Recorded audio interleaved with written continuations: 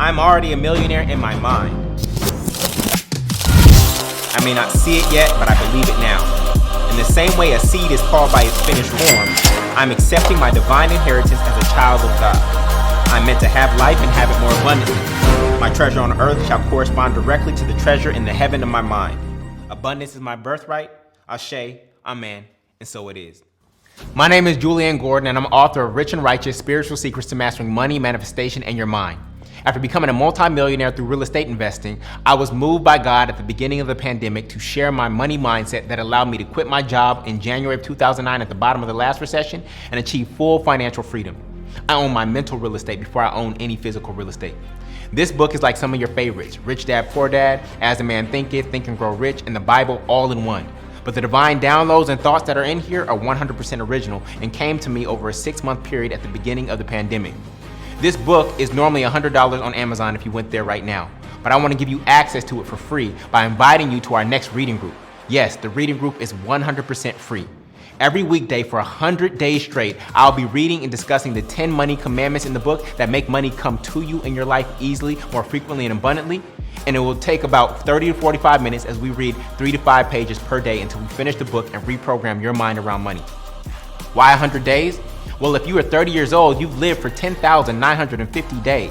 And we have to deprogram and reprogram the negative, scarcity-based money mindset society has taught you. And I believe I can do that in just 1% of the time in about 100 days. I'm done with shelf help. You know, when you buy a book to change your life, but you never read it, it just sits on your bookshelf and collects a whole bunch of dust. We off that. When is the last time you had an author actually read their book to you out loud because they cared about you getting the information in your soul? I'm not just here to get this book in your hands. More importantly, I want to get it in your head and your heart, because that's where the real transformation occurs, in the conscious and the subconscious mind. As scripture says, be ye transformed by the renewing of your mind. This is not the type of book that you just read once. To renew the subconscious mind requires repetition over and over and over. So if you joined us last time, I encourage you to join us again. I myself have read this book over 10 times already. So click the link to join our next reading group, and when you sign up, I'm going to give you the first 2 chapters of the book for absolutely free on what is money and abundance is your birthright, so that you can start your journey to a more abundant life today.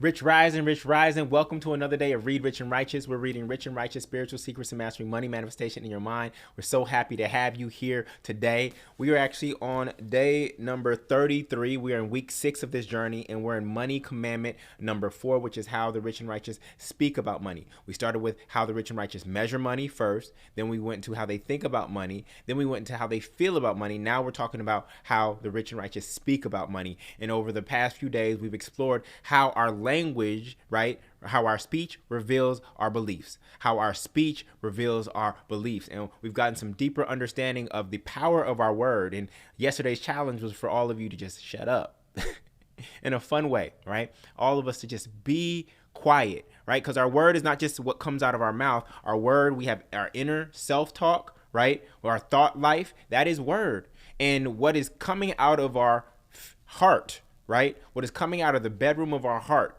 the most sacred place, that is our true word, even despite what we say consciously. And so we are starting to examine our own language patterns because they're revealing our beliefs about life. And so, in fact, that's relevant to today's chapter, which is Words Create Worlds. We're on page 166. Words create worlds, right? And they also cut them off. So we destroy and we rebuild through our actual word. And so that's what we're going to be exploring today.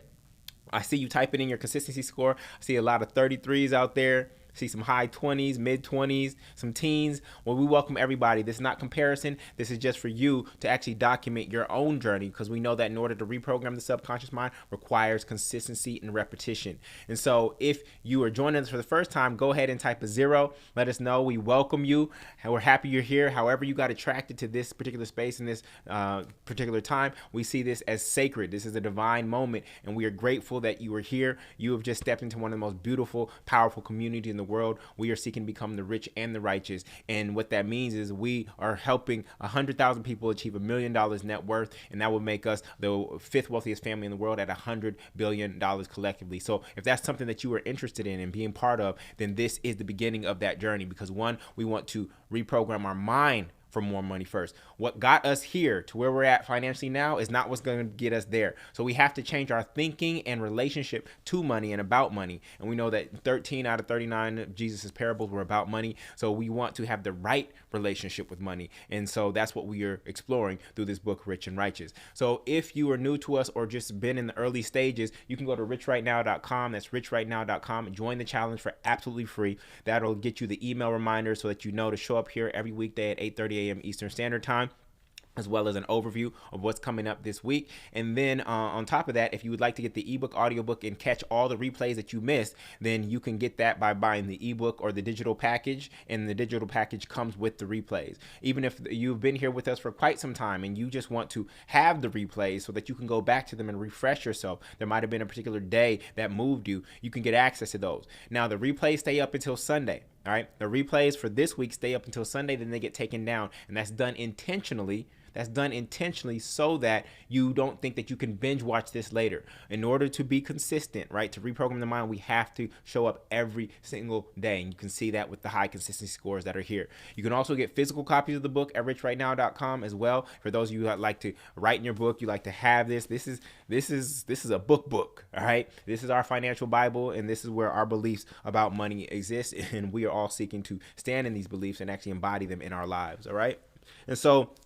with that, I want to jump right into it and continue our exploration of how the rich and righteous speak about money. And we're on page 166, Words Create Worlds. Type I got it, I-G-O-D, space I-T, when you have it and you're ready to go.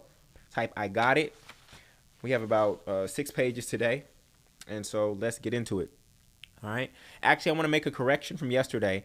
In Hebrew, the word for word and thing is the same, and that word is debar. So it's actually at the end of abracadabra. So it's not cadabra, it's debar. So I just want to make that correction. The word is debar, right? And it means word or thing in Hebrew. So what that means is that you can't differentiate between a word and a thing. So the moment that you speak something, it actually becomes a thing. And so that's really relevant to today's chapter, which is words create world, all right?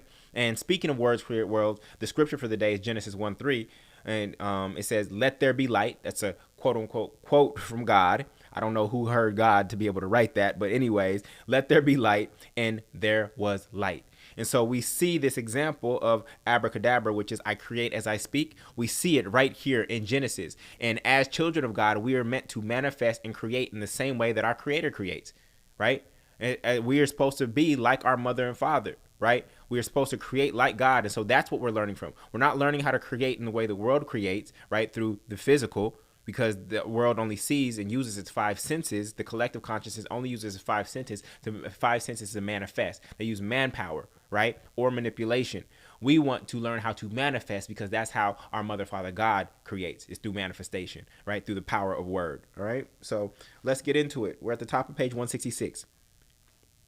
In Genesis, what did God do with its word? Create this world. So what do children of God or gods do with their words? We create worlds. Everybody type that. I create worlds. I create worlds with my words. I create worlds with my words. I create worlds with my words. Words help transition ideas from the first dimension into the second and third dimensions. A thought form or word form is the first dimension, okay? But then when it enters into the world through writing or image, it becomes two-dimensional, which is flat form. So we go from thought form to flat form. As Habakkuk 2:2 says, write the vision and make it plain. And then the word becomes three-dimensional when it takes on its physical form, all right? So if you think about an architect, right? An architect, they have this imagination, right? They have this idea in their head. That's the thought form. Then once they write it out as a blueprint and they draw it out as a blueprint, all of a sudden now it becomes flat form, right? And then when they either do a 3D model, right? When they do a 3D model, now it's become three-dimensional, and now it's in its physical form. And then when the building is actually built and you're able to walk through it and experience it for yourself, now it's in the fourth dimension, which includes not only height, length, and width, but it also includes time. Now I can actually exist in this building in the today's reality, in the here and now. So that's the four dimensions. So we have thought form, right? Thought form, then flat form, then smaller physical form, and then the actual formation, right? So words have the power to create worlds, and these worlds become our experience. Think of Disneyland, okay? The Matrix, or Wakanda, or heaven. These single words conjure up so much imagery, emotions, and ideas. Even without physical form, words like these inform our choices. The word abracadabra, often used by magicians just before they manifest something out of thin air, literally means I create what I speak in Hebrew. And we just talked about that. Second paragraph, page 166. God is never not listening to your word, whether you speak it casually or seriously, internally or aloud. I'm going to repeat that. God is never not listening to your word, whether you speak it casually or seriously, internally or aloud. So you see, God, I hope you hear me. You don't need to ask if God you don't need to hope that God hears you. God is always listening. Okay? God is always listening. If some people knew the power of their word, they would talk less, which was my challenge to you yesterday. How you speak shapes your reality, literally. Words have vibrations, and the more you believe in that word, the stronger the vibration. And through the law of resonance, the things that share that frequency begin to excite in the quantum field, and if held long enough, ultimately manifest. Our words are vibrations, and that's why we have vocal what? Cords. We have vocal cords. Everybody feel this. You have a vocal cord. Those are vibrations that you're feeling on your hand right now. These are vocal chords, no different than a guitar or a violin or any string instrument. These are vocal cords, right? We have vocal cords to speak. And what do we call in our ears? It's called an ear drum. Drum, when you hit a drum, that is a vibration that you ultimately hear. So do you see that you are literally an instrument of God? You are an instrument of God, just like Louis Armstrong, and God breathes through us, and dependent on how aligned you are and how clear your channels are, determines how sweet the sound is of your life. I am an instrument of God. I am an instrument of God. I am an instrument of God. Use me, God. Use me, God, to make a beautiful, beautiful sound and experience in this physical realm. So our words are vibrations, and that's why we have vocal cords and ear drums, vocal cords to speak and eardrums to hear. Our language has to match the vibration of the level we want to live on, which is heaven on earth, the highest level of all. Our language has to match the vibration of the level we want to live on, which is heaven on earth, which is the highest level of all. Again, heaven being our mental experience of life, the greatest good we can see for ourselves and others, and earth being our material experience of life. We are here to bring heaven on earth. That's why we are here, on earth as it is in heaven.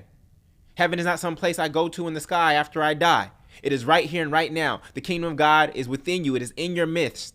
Luke 17:21. But religion has convinced you that it's better to die than it is to live. Jesus said, I'm come that they might have life and have it more abundantly. It does not say, I'm come that they may have death and have it more abundantly.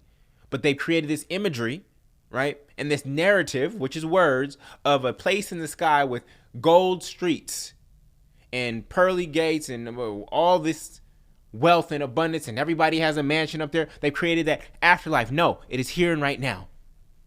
It is here and now. Fear, doubt, worry, murder, hate, sin, war, competition, and disease don't exist at this level. In heaven on earth, these things don't exist. Your language always reveals your level. Everybody type that. My language, personalize it. My language reveals my level. My language reveals my level. Genesis 2:19 through 20 says, whatever the man called each living creature, That was its name. The man gave names to all the livestock, to the birds of the air, and to every beast of the field. Like Adam, you have the power to name your own experience. What you name the things in you and around you reflects how you see yourself in relationship to those things. Is that situation a challenge or a problem? We talked about this last week. Is that situation a challenge or a problem? You defining it as a problem means that you think life is working against you. You seeing it as a challenge means that this opportunity is here for me, to grow me. When it's a problem, it's here to take me down. When it's a challenge, it's here to build me up.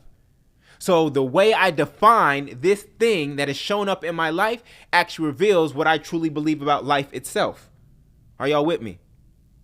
Is that a lemon or lemonade? Is that a flaw or a growth opportunity? Are they being mean to hurt you or tough to help you? Did they hate you or give you feedback? Did they mislead you or did you not take the lead? Are you surviving or thriving? Is it a global pandemic or a global bandemic, meaning a financial opportunity? Did you get fired or did you get freed? Did they die or did they transition? Did you lose or did you learn? Are you a small business or a scaling business? Two people can experience the same situation and have two completely different interpretations and descriptions of their experiences based on their words. And their words are coming from what they truly believe in their heart. The word comes from the heart, right? Up through the vocal cords. It has to pass through the heart. The word doesn't come through the head. Why? Because your lungs are here. So the word actually has to come from your heart because it has to pass through the lungs to actually get any vibration. Your words is air coming out. Your mind doesn't produce air. So the word truly comes from here. Your words have creative power. As Proverbs 18:21 says, death and life are in the power of the tongue. Proverbs 29:20 adds, there is more hope for a fool than for someone who speaks without thinking. Your word is made flesh, so your vocabulary offers you a variety of seeds you can use to give birth to physical things. This is why I was so inspired when I was reading the autobiography of Malcolm X, and one of my favorite books of all time, and one of the greatest stories of personal growth and transformation. And in jail, obviously he had time, but he read the entire dictionary. And by reading the entire dictionary, he actually had access to more seeds than the average person has. And when you have access to more seeds, your speech becomes more powerful, right? You understand? Because I can now pick a specific type of seed. I don't just have to pick the general seed in that category. I can get even more specific about the seed that I pick, and I can weave that together into a harvest, okay? Your word is made flesh, so your vocabulary offers you a variety of seeds you can use to give birth to physical things. A person with a poverty consciousness is limited by their language and does not speak the same as a person with wealth consciousness. So in this book, what do you see me do? I'm literally creating words because I don't see a word in the English language that actually matches what I intend to say. You have the power to create words. Just because Webster didn't say it's a word doesn't mean that it's not a word. Because these words that I've made up, do you understand them? When I break them down for you, do you grasp what I'm saying? So as a God on earth, lowercase g, you have the power to create words, right? You see young people do it all the time. Oh, that's on fleek. They made up a word, right? That's hyphy, town business, right? That's hyphy. We made up a word. E40 is one of my favorites. E40 make up all kinds of words. And you know exactly what they mean, right? You know exactly what they mean. Oh boy. Page 168. Your word is bond, and it should never be destructive. Seek to make your word constructive by building, blessing, or breathing life into something or someone, including yourself, whether through speaking, writing, prayer, or self-talk. When you speak, these are the three filters. Is this building something? Is it blessing something? Or is it breathing life into something?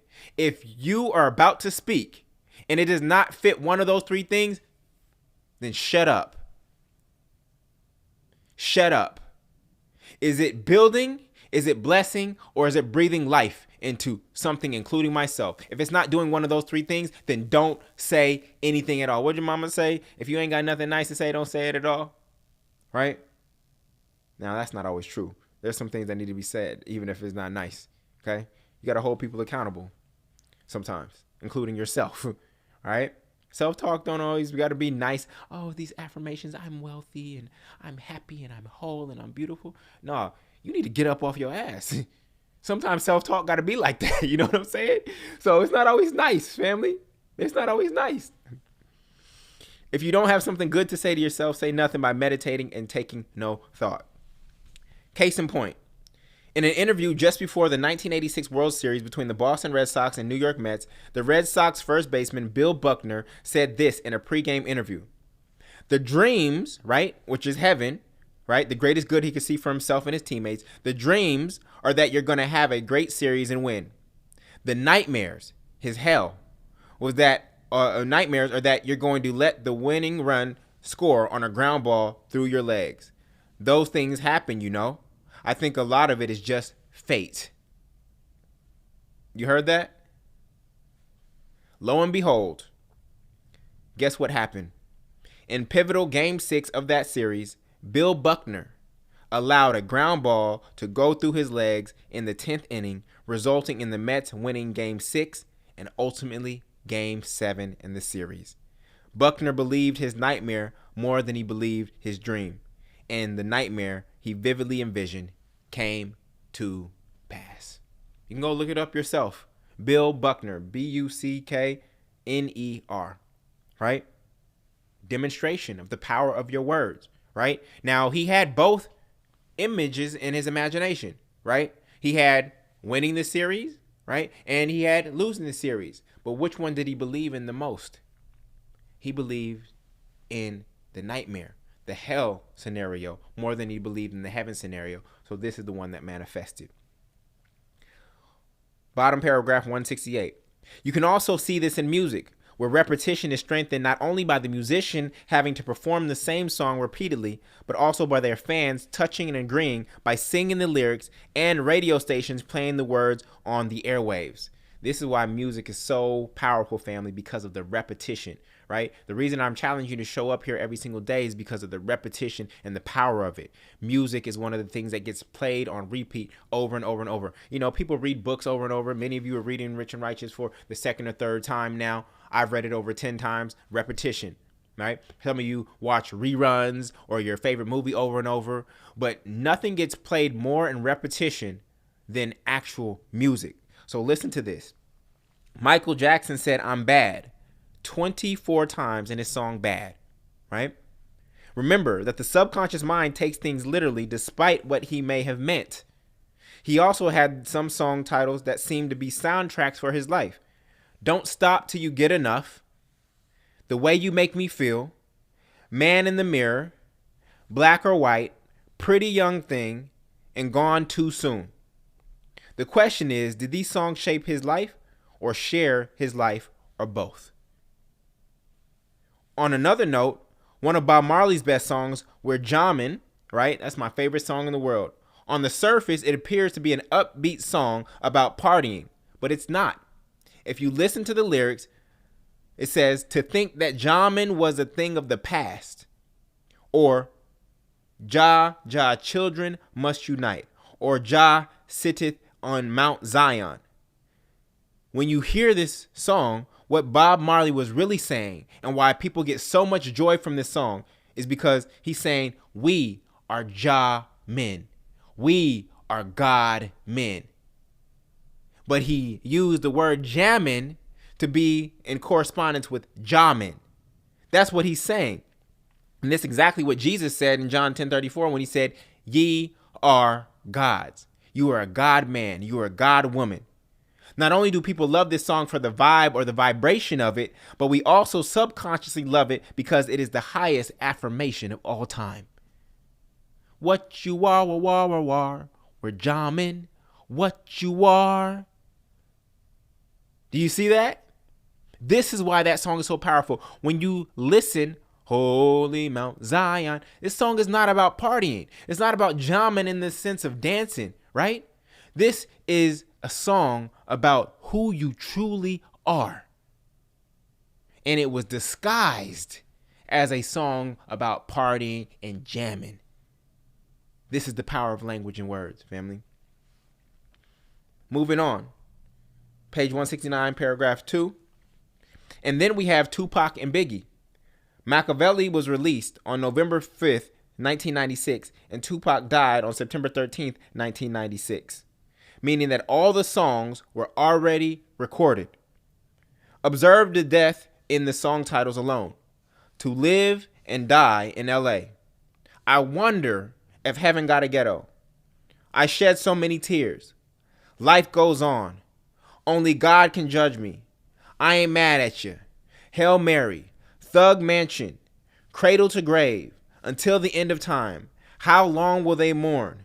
These are the song titles. Okay? So you can see the death that's in them. Then Notorious B.I.G.'s album Ready to Die had a similar theme with songs titled like Crossroads, Crossroads. Man, I miss my uncle. How many of y'all got an uncle named Charles? I'm just curious. How many of y'all got an uncle named Charles? Crossroads, Mo Money, Mo Problems, Who Shot You, Dead Wrong, Suicidal Thoughts, Somebody's Got to Die, and My Downfall. It was released on September 13th, 1994. That's crazy. Tupac died on September 13th, 1996. So Tupac died exactly 2 years later after, I just recognized this. He died exactly 2 years later after Ready to Die by Biggie was released. And then Biggie died on March 9th, 1997. Music remains one of the most powerful forces in the world due to the vibrations of the words, the vibration of the beat, and the repetition of the lyrics by artists, fans, radio stations, and streaming services. It is one of the greatest ways to reprogram the subconscious mind. I might have to start my musical career if this don't work. If Reading Rich and Righteous don't get all of y'all to the promised land that's up here and help us bring heaven on earth, you might find me making some music. Because if music works, then I will do whatever it takes to get this message across. Now, I'll probably, that would be powerful. I could create a collaboration album of musicians, because I'm not a musician, y'all. I could create a collaboration album of musicians who speak and make music according to this. That would be powerful, right? That would be really, really powerful, so that we could get this information through another channel, right? Through that's backed by melody as well. So that's something to consider, family. I'm open to considering this. So if you're a musician out there and you are embodying these teachings and you want to create a song related to this text, I'm open. All right. So do you see how this unfolded in Michael Jackson's life? You see how Bob Marley used it in Rajaman, and we see what happened with Tupac and Biggie, right? This is the power of repetition and the power of our words. So bottom of page 169. Google Chaldini plate. Google Chaldini plate. It is a plate connected to a sound output with sand on top. And you might have seen YouTube videos on this or reels or anything like that. And when certain sounds are played, the sand on the plate takes on elegant patterns. How many of you have seen this before? In fact, let me just flip there now. You see this right here? That's a Chaldini plate. It's a black plate, and there was sand. There's sand on it. And when certain vibrations and frequencies are played, the sand takes shape or form. All right? It's called a Chladni. Chaldini plate. Okay? If you don't think sound shapes your reality, this is proof. The walls of Jericho collapsed as a result of the vibration of the trumpets and them walking around 7 times. The walls of Jericho, right, collapse based on vibration. In the same way that an opera singer's high-pitched voice can cause a glass to shatter, the vibration of your words can shape or shatter your reality. The vibration of your words can shape or shatter your reality. All right? So this is a I got to learn how to say it. Chaldini plate at 5,201 hertz. All right? And you see this beautiful pattern that was made. All right? And every frequency creates new forms. All right? The words we speak reveal our worldview. Even the way we teach children to pray for food has scarcity base in it. While it may be nice to hear a child pray and say, "Dear God, thank you for this food because I know many people don't have food to eat," this prayer, right, unknowingly perpetuates a worldview that I'm only grateful when others lack in comparison to me. You see that? Remember, Thanksgiving comes up, kids, you ask the kid to pray, or a kid offers to pray, and they say, "Oh, dear God, thank you for this food that we're about to receive. I know that so many people in the world don't have food, so I'm grateful that we have food today." That language pattern, even though it's cute to see the child pray, it has scarcity baked into it because it implies that I'm only grateful if others actually lack, right? Subconsciously, this prayer says that others must not have something for me to be grateful for what I do have. Subconsciously. I know that's not what the child or even the adults in that room are thinking consciously in the moment, but subconsciously, that is what is at play. The real question is, would I be grateful if everyone had the same as me? That's the universal question for all of us. Would I still be grateful if everyone had the exact same as me? Typically, when things are given equally, like oxygen, what do? We take them for granted. We take them for granted, right?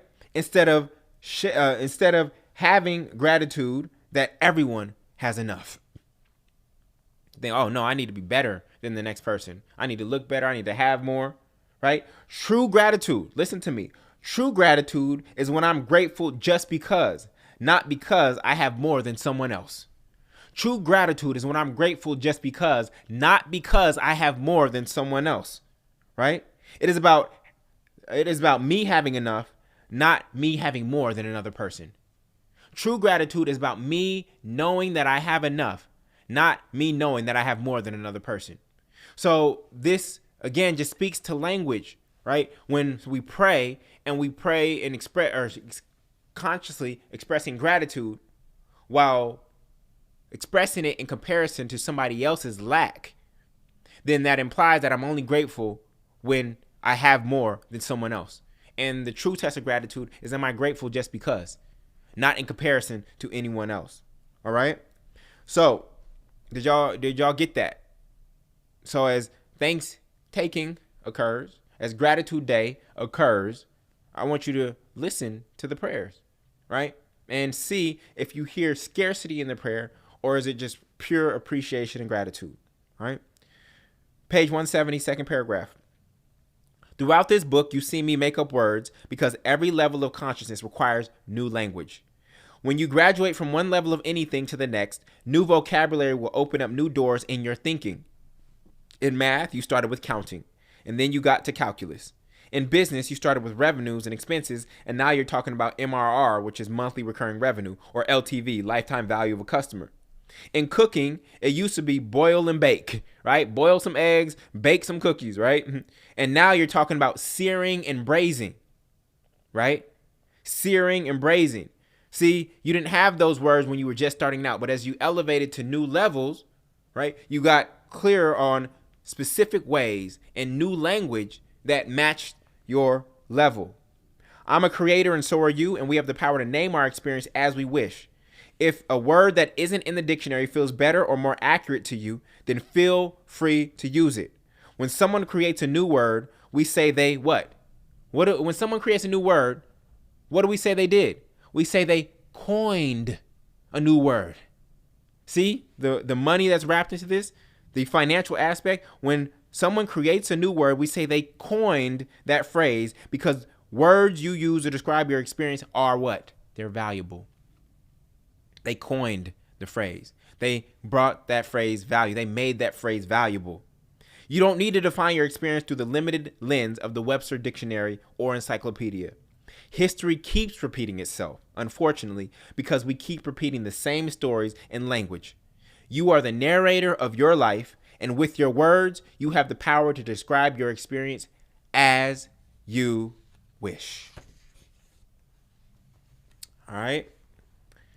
So that concludes today's reading. Tomorrow, we are going to get into the power of I am You know, we've been talking about I am all throughout. You can't get away from it. Is the probably the most number one most universal principle. And so we're going to talk about that tomorrow. But that concludes today's reading. And I want you to just in chat type, what is your greatest takeaway from today? What is your greatest takeaway from today? As we explored how words create worlds, what is your greatest takeaway from today? Yes, I need to be more mindful of the music I listen to. I need to shut up. I need to shut up. Yeah, my words are creative, and they can shatter or shape my reality. Yes, I have the power to name my experience like Adam. God create with words, and so do I as a little God. Beautiful, beautiful, beautiful. So those are the great lessons from today. And as you embrace these, you're going to see that you probably want to talk less. You'll probably want to talk less. And how you name your experience really shows and reveals what you truly believe. Your speech reveals what you truly believe. And so observe yourself. Right? Don't let it come out the gate of the mouth. I want you to hear your self-talk first before it comes, right? I want you to hear yourself and say, ooh, is that building? Is it blessing or breathing life? Because that's all God does. God uses the word to build the earth, to bless his children, right? Or to breathe life into us. So we want to use our speech in the same exact way, to build, to bless, or to breathe life. All right? So with that, family, be God to yourself. Love yourself, even in this real process right now that you're going to of hearing yourself talk and how you actually talk, right? Be forgiving and compassionate of yourself. Love yourself as God would love you. You are on the journey, which is the first step. You're on the journey. You're growing, you're developing by being here. Okay? Then master yourself as God is master over you. You're developing self-mastery, right, over yourself. We're not trying to, ultimately we will master money, but the first thing we have to master is ourself. And once we master ourselves, then we will have mastery over everything. We will have dominion over everything, including money. And then remember that you are first cause. You are God in your own life, right? You have the power to name your experience as God, right? Abracadabra, I create as I speak. You are God in your own life, and therefore no individual, institution, or situation outside of yourself has more power over the direction of your life than you do. I love y'all, family. I will see you tomorrow. I wish you a blessed, blessed day. And if you need to continue the challenge from yesterday, which is be quiet, then do that, right? Listen to your self-talk and use your vocal cords less, right? I want you to hear God inside of you, right? And I want you to correct yourself up here. And you're going to see how, wow, some of the things that I think and some of the words that I say, they're tearing down. They're not moving me towards heaven on earth. They're actually creating a hellish experience of earth. They're revealing what I truly believe. And I don't want to believe that anymore. So therefore, I have to go through the deprogramming process, right? I got to go through the deprogramming and reprogramming process to have a new experience of life. Your words are powerful. They're one of the fastest and easiest ways to manifest. And so we want to use them in the right way. Your word shall never return void. So we'll continue this tomorrow as we explore the power of I am. I wish you a blessed, blessed day. Much love, family. Peace. What's up, y'all? It's Jullien from the Multi-Family Movement, and this is my community behind me.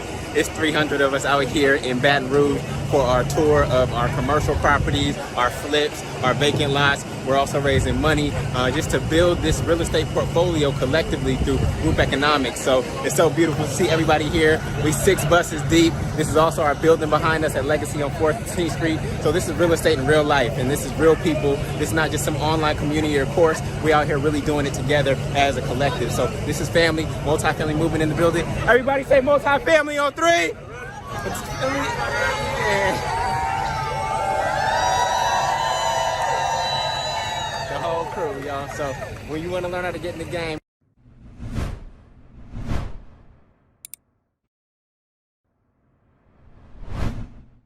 much love. Peace.